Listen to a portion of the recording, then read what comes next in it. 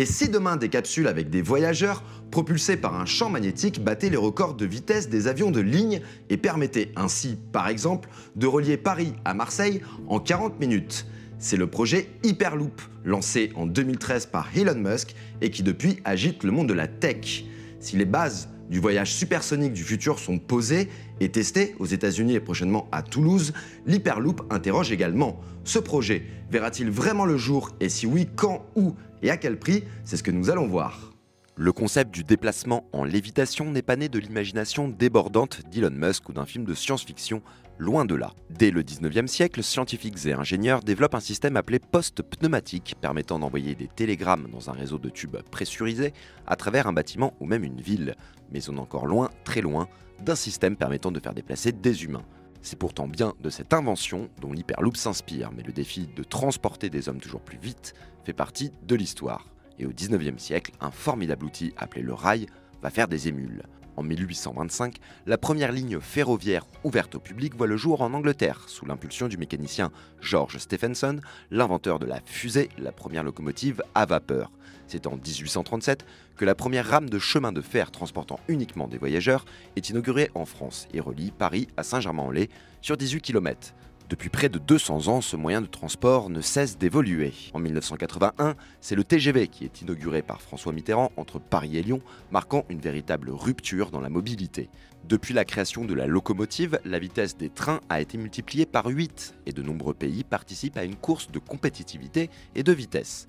Si aujourd'hui le train le plus rapide au monde est le Shanghai Maglev Train, en Chine avec des pointes à 350 km/h, demain l'Hyperloop devrait pulvériser les performances de l'industrie ferroviaire avec ses 1200 km/h, soit ni plus ni moins que la vitesse du son.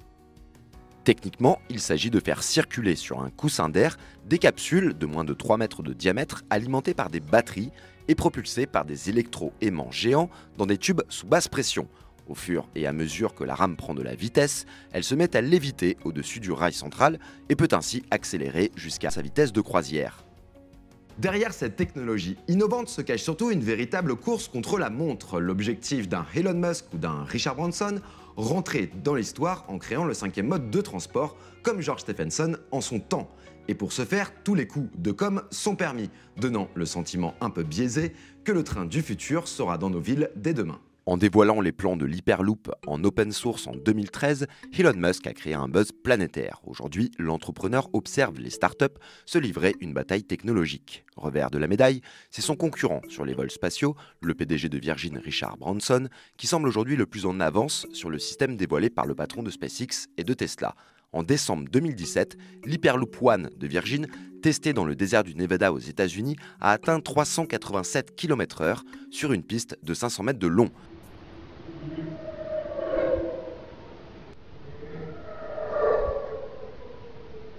Depuis sa création en 2014, Hyperloop One a réussi à lever 295 millions de dollars, car la course à l'Hyperloop est aussi une course au financement.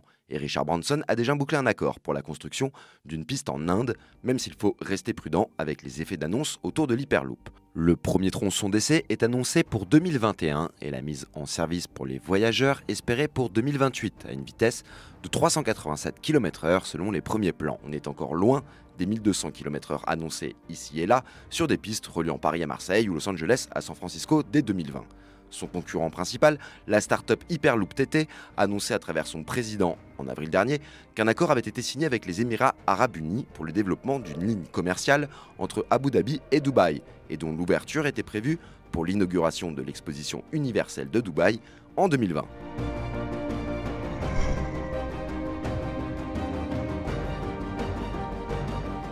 Le lendemain, l'Émirat démentait formellement cette annonce, jetant un trouble sur l'ensemble du projet Hyperloop et sa crédibilité à court terme. Car aujourd'hui, rien ne nous dit que l'Hyperloop verra vraiment le jour malgré les milliards injectés. Il fait face à de nombreux freins, économiques, technologiques, environnementaux ou géographiques, et surtout, aucun homme n'a encore pris place dans l'une de ces capsules en phase de test. Et le risque est grand, un accident mortel et l'ensemble du projet tomberait à l'eau. En 2006, le train à suspension magnétique Transrapide, fleuron de la technologie allemande, s'explosait contre un véhicule de chantier. Bilan, 23 morts et 10 blessés. Les essais ont été immédiatement arrêtés et aujourd'hui, la nature a repris ses droits sur ce qui fut la piste de test de ce train pouvant atteindre les 450 km/h.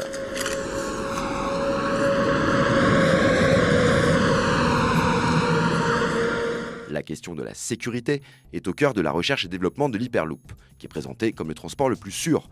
Il ne peut ni dérailler ni entrer en collision.